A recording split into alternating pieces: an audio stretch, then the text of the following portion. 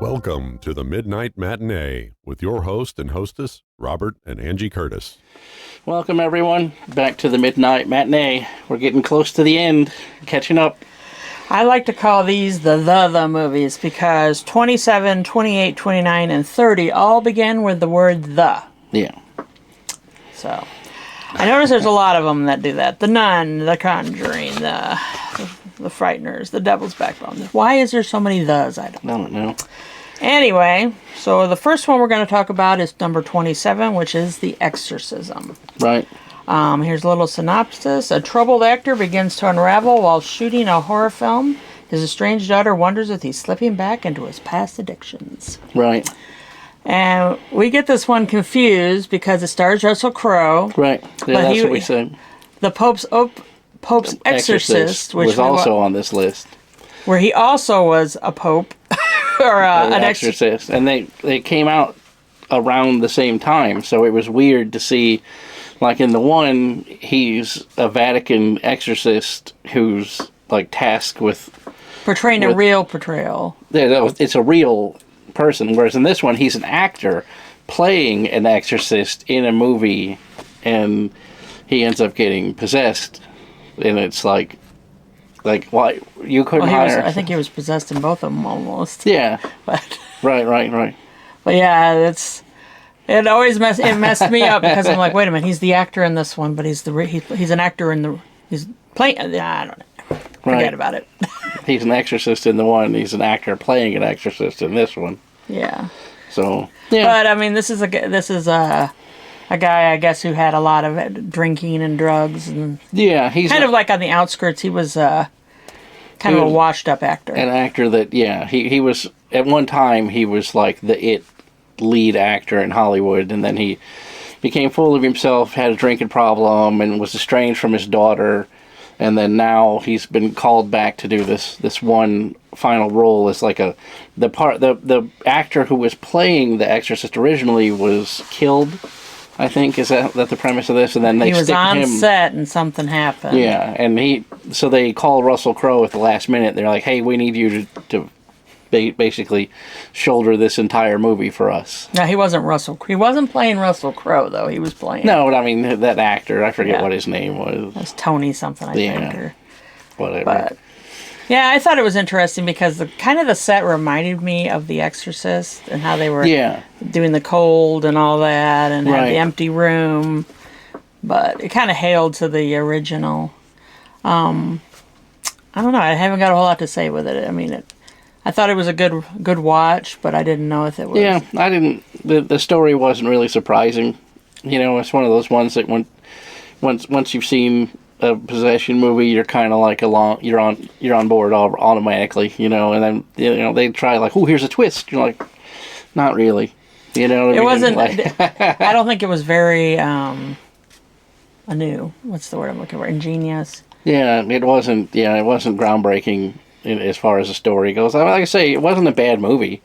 I didn't. I think it was good for a watch. I don't know if I'd ever watch it again. Yeah. Yeah, that's a good way to put it. Like I liked it. I appreciate the story. It has, it's got Russell Crowe in it, so it's got fantastic acting.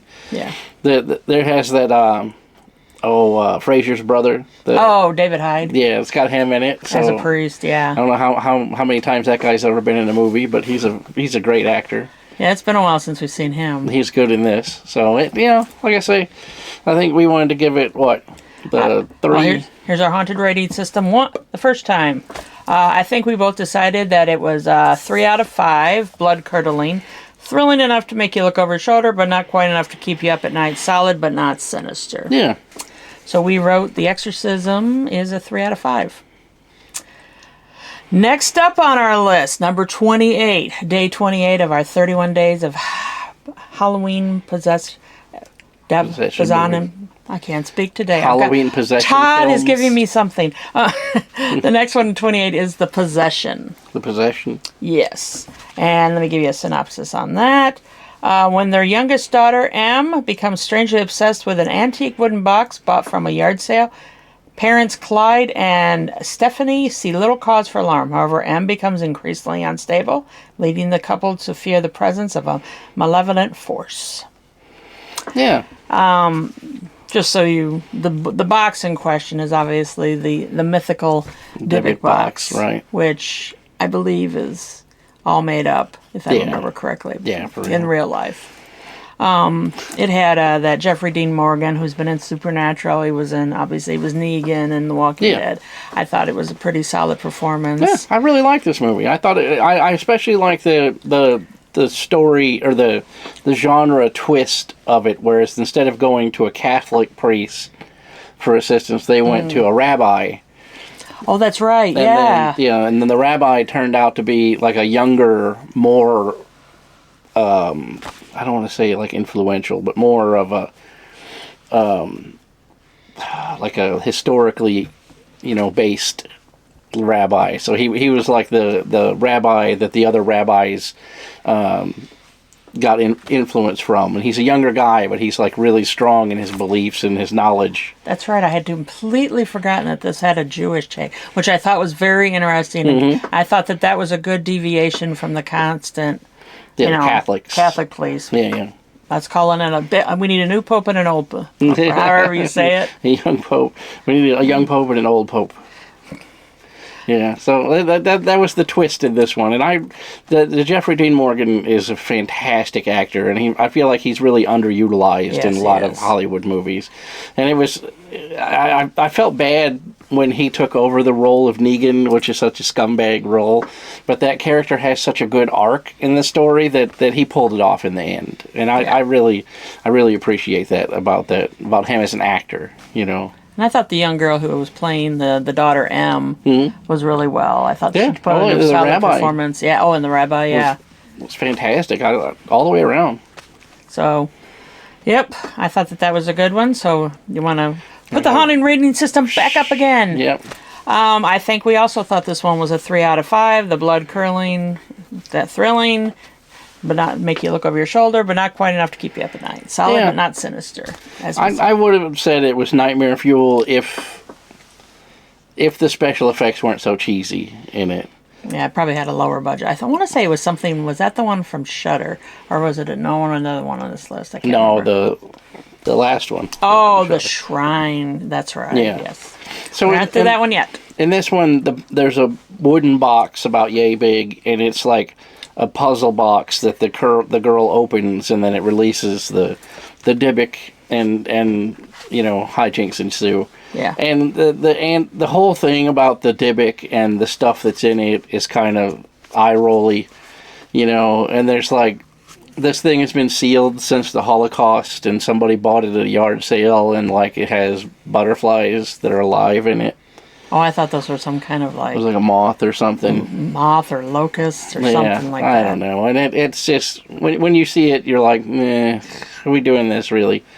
And then, like I say, like the rest of the movie is really good, but the effects in it are just kind of stuff you've all seen before. Kind of not on the level of a lot of a higher end production.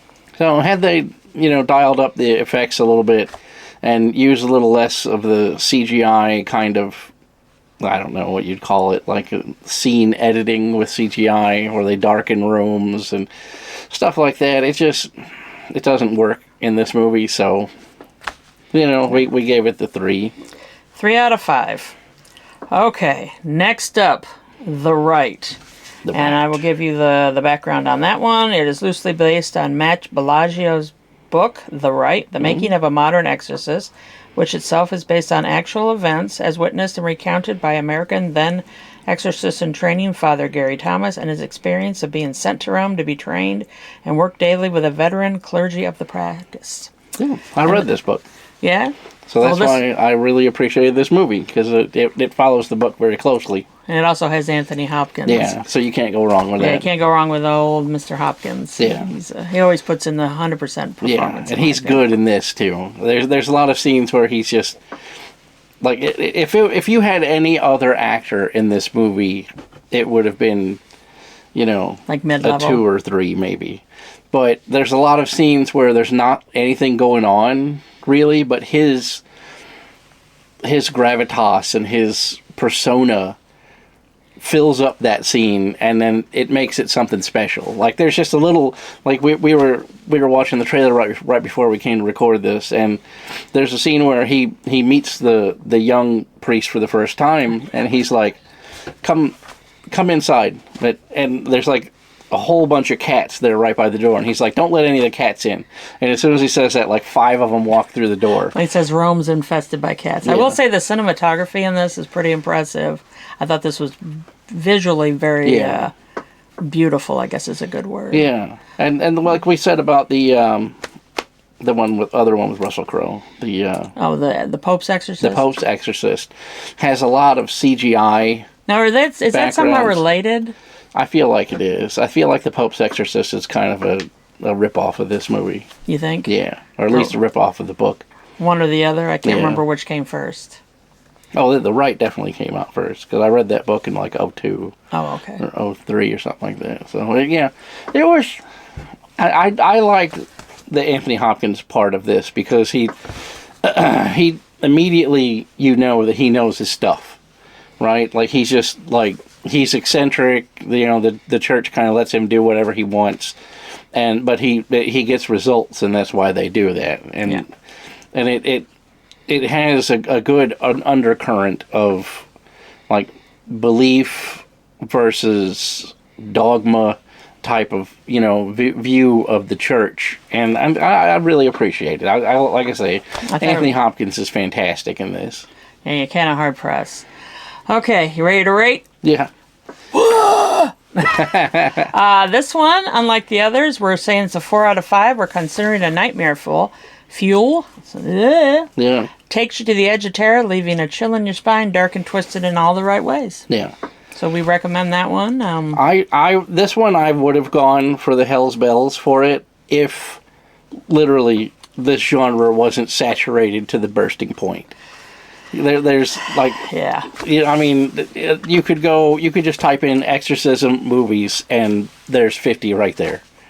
You know what I mean? And they're all formulaic. They all follow the same kind of pattern. They have the same characters. They're nearly, carbon copies of each other. And this one, because of that, it doesn't stand out. You know what I'm saying? So, I mean, even though this would be a fantastic movie by itself, it would be a Hell's Bells, like genre-defying. It's in a genre with thousands of movies. And it's kind of the point where, like, trying to remember, because that's what we always kind of like refresh ourselves, look at trailers, right? See if to bring it back down. And I was like, I originally thought the one with the debit box was the one with the nuns who were making some kind of wine or something. Oh, right. And I'm like, oh no, that's not the one. But some of these, because we watched obviously 31 days of demonic possession movies, overlap a little bit. It's like, which one was this? And then you start thinking, okay, well, was it this one? And then you start mixing the plots. I mean, right. Like, oh no, because like I said, the Pope's Exorcist and then the Exorcism both had Russell Crowe. Right. So that's why we've spaced them out the way we did in our review, because if you'd have put those two movies right next to each other, we'd have been talking over. You know what I mean? Like, well, when he had the scooter, like, no, that was the other one, and then he had a drinking problem. Like, no, that was the other one. That was the other one. But yeah, so we're gonna give that one a 4 out of 5. Yeah. And our final day 30 of 31 was the last The movie, as I was saying, the movies, was The Shrine. Yeah. The Shrine is a group of young journalists investigate a cult said to practice human sacrifice, but their ambitious ways may lead them to becoming the next cult's victims. Yeah. This one... Yeah, this was a stinker. The sad part about it is this could have been a really good movie. It could have, because all the bones are there for a good movie. It had really good acting. It had good sets. It had, the story is kind of, and then that's what gets it. Like the special effects were like. TV show, like the WB type special effects. The foggy forest, it was set. I guess it was set in Poland, and they go over. Right. And it's kind of like almost like an Amish Yeah, it's like community. It's like right. a set. It's like a small village. Like because it's Poland though. It's not like the Amish. So it wouldn't be like a but it's like Romanian. It's like a backwater community where they don't have electricity and they kind of all live in one little like village. a commune kind of thing. Yeah. They all know each other, and now this is the one that was from Shudder, which yeah. probably lends why it's nothing against Shudder, but I think most of their movies are not top tier. And they kind of lean in like the Sci-Fi Channel does on their end. They kind of lean into like helping lower budget movies get pushed over the finish line, and I kind of feel like that's what this is, because like I say, the acting is pretty good in it. I don't think I knew any of the actors in it. One of them looked familiar, but the one guy is he from like a WB show? He was in that Lock and Key show. Remember that guy? He was like the brother. Yeah. Oh yeah. And he's been in a bunch of stuff. He was in this, and he was really good in it. And like I say, the lead, the girl that's the lead in it is kind. And that's a weird dynamic in this movie too, because like the reporter lady is the lead, the main character, and then there's parts of this movie where like the dude is the main character, and then like in the end he certainly is. So it's kind of like, I don't know what they were trying to do with that. Like, they're trying to subvert like we always say, like, whenever you go out of your way to subvert expectations, it doesn't work. You have to do it organically. If it's not in the story and it's not in the plot driving, narrative, then it just doesn't work. Like how many of those the Christmas movies were just like so trite, and at the end of it you're just like, oh, you watch like the first 5 minutes of it, you're like, okay, that's the villain, that's the main character, that's the love interest, you're like a Hallmark. Yeah. He hates Hallmark movies because it's Hallmark movies. They're so formulaic, and it's just like, I get it. It's like candy, and people like to just turn their brain off and stare at it. But for me, it's just like nails on the chalkboard. Like I kind of like I like a happy ending. Like they were talking about the Rambo. You were watching the behind the scenes thing on Rambo tonight, and I guess it originally didn't have a happy ending, or at least a ending suitable to his character.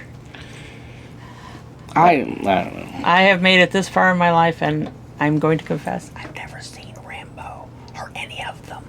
Yeah. And I've seen a lot of movies in my time. I don't know why. Yeah.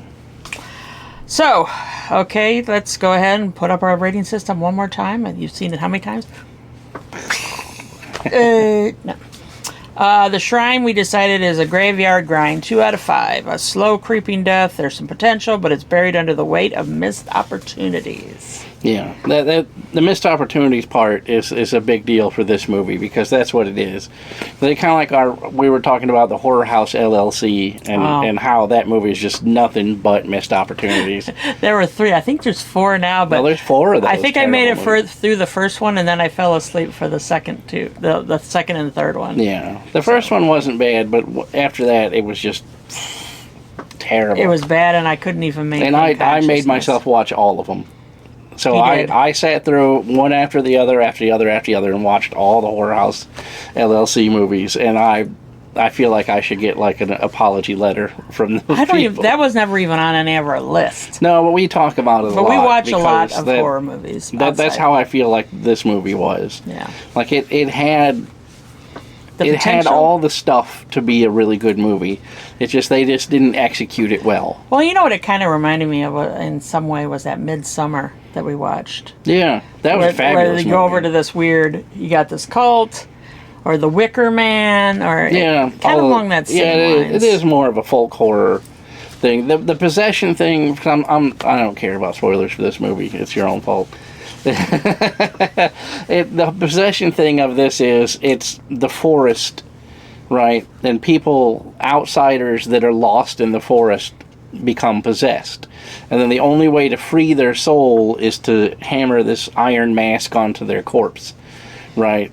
And it just, you're like, like, you couldn't, there's no other, you know what I mean? Like, you couldn't, I don't know. Like it, I say this would be a folk horror. It would probably fit in the folk horror category more than the possession category. Because we've seen quite a few of the folk horror movies over the years. I feel like the possession part of it was like an afterthought for the story.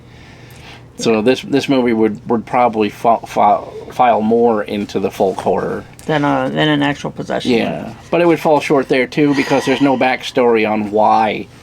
Well, and I'm only going when I pick these lists. You know, you're picking based on what you're being told. Right. Is a possession movie. And what category it's in, right? So, and you know, like some of these witch ones that I've got, you know, in the funnel, like, are they truly witch, or are they just a story, or is it just... Well, there's a witch in it. Well, like you were talking about the witch hunter.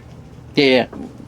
He's like, there's the no witch hunter general. Yeah. There's no hunter. There's no witches in it. I don't think there's any actual witches in it. Yeah, it's just about him and the government overreach of the witch hunter general. Well, a lot of movies do fall into multiple categories. You know, are they a haunted house, or are they a poltergeist? You know. But like I say, this movie though it doesn't establish the folk horror, and it also doesn't establish the possession, right? Because you don't learn enough about the folk part of the village to understand their mores and their ways and their folk ways and stuff. But then you also don't know about the possession and how that works. So yeah. He just kind of, as he's abducting everybody, the leader of the cult is like, anybody who's seen the idol is going to be possessed eventually. So that's why we free their souls with this iron mask. You know what I mean? And you're kind of like, well, shouldn't you cover that thing up then or something? Like, you know, you leave it in the woods? Like, if you know this is the end result of seeing it, then how about building it? Build an outhouse around that statue or something. Put it in the debit box. Yeah, that's so foolish. Dig a hole and shove it over. Like, what are we talking about? You know what I mean? Like, you got this whole ritual chamber with all these iron masks and all this stuff built so that you can sacrifice the people and free their souls. How about just dig a hole and shove the statue over into it? Put them in the Warren Museum. I don't know. Right. Yeah. Call the Warrens and they'll put it in their basement. Yeah. Right. It's I don't know. Yeah. Okay, let's reel it back. I had to say it at least once. Is there anything else? Did we watch anything this week? I thought we watched. We've been watching that Sweet Home, that Korean. Oh yeah, which is kind of like, I don't know if it's zombies or monsters. Monsters or something. Yeah, we've been watching that all week. Which we're at the end of the second season. It's not bad, but it's very confusing. It's Korean, and obviously it's dubbed over. At the end of the second season, I can tell you, this is another show that you could have edited into a movie. And it would have been a fantastic movie. But you would cut out probably a week's worth of video that is just nothing. Yeah, and I mean, they brought in the first one was very set. The first season was set in a building. Residence high rise, I guess, is the best way to describe it. And it had a set group of characters. Right. And now it's like, we got characters here, we got characters here, we got characters doing this, and I'm like, and their names, because of it being Korean, I have a hard time remembering who's who. I'm like, oh, she's the one who had the husband. Right, and I said that too, because it's like... And that's the one that was the bass guitar player, and this is the one, the ballerina, because that's... Right. At least they did that in the first season, because some of the people... The only big character is obviously the one that's the monster... Who lives in the high rise? I wish when you're going to dub it into English, and do that anyway, then change the names of the characters too, or at least give them nicknames. So instead of like these 50 syllable Korean names, you're just like, and where's Chung Sing Hoo? And you're like, what? Who is that one again? I'm not sure who that is. That's the glasses guy, right? No, it's not the glasses guy. That's the other guy. You know what I mean? Or like the two kids were named Kim, wasn't it? Kim Yoo-suk, and then the boy is like Yoo-suk Kim. Yeah. So their names are just the same thing backwards. They're like, just like, here's Steve and Dave. And that one little kid, there's a young boy, and all he does is cry. All he does is cry through the entire thing. So he doesn't cry now, though. He's just angry now. Yeah, and in the last couple episodes, he's gotten angry. He stopped crying and being the victim of everything. But yeah, he was... annoying in the first season. Oh God, this is why I did not have children. I swear I thought we watched a horror movie on this week. I thought we watched one on Friday night or on Saturday night, but I can't remember. I think we did too. I don't remember what it was. Must not have been a very good one if we don't remember. No. But I think the problem is that you figure how many. I mean, we've watched hundreds and hundreds of movies together, not including what we've watched in our lifetime. Right. But okay, anything else you've been? I don't think so. We're gonna do 31 next week, the last one. We figure we just wrap it up that way. During the month of October, we could talk about the movies, maybe what we've watched prior that week. We thought about maybe even doing like mini synopsises or mini reviews to do as shorts, to kind of keep up to date so that we don't get into a hole like we did.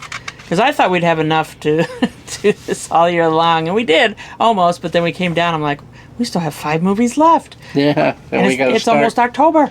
We got to start October soon, so. Yeah. Well, if you have any suggestions of how we can straighten out this mess, let us know. I'm glad to see the possession movies are in the rear view. Kind of like the zombie movies. Like, I'm just done with zombie movies. Zombie movies is a trope that's just beaten into the ground. Vampires. And honestly, whenever I see a new zombie movie come out, I'm just like, click. Like, I don't even care anymore.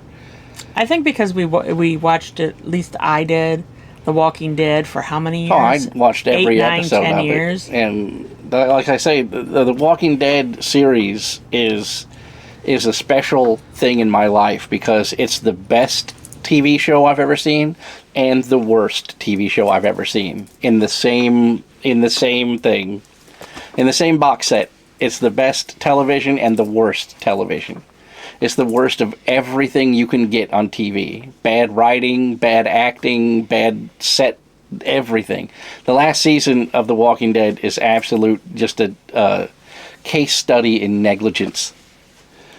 If I was that guy, Kirkman, whatever, Robert Kirkman. I'd have pulled my name off of it by the time it got to the last season. Here's the thing, though. What do you think about the one, there was obviously the Daryl Dixon series, which I believe they're now maybe on the 2nd or 3rd season. That was good. And then there was the one with Maggie and Neeson. That was really good. Which I think there's a 2nd season of that. Yeah. So the spin-offs are doing okay. We did not much like, what was it, The Fear of the Walking Dead.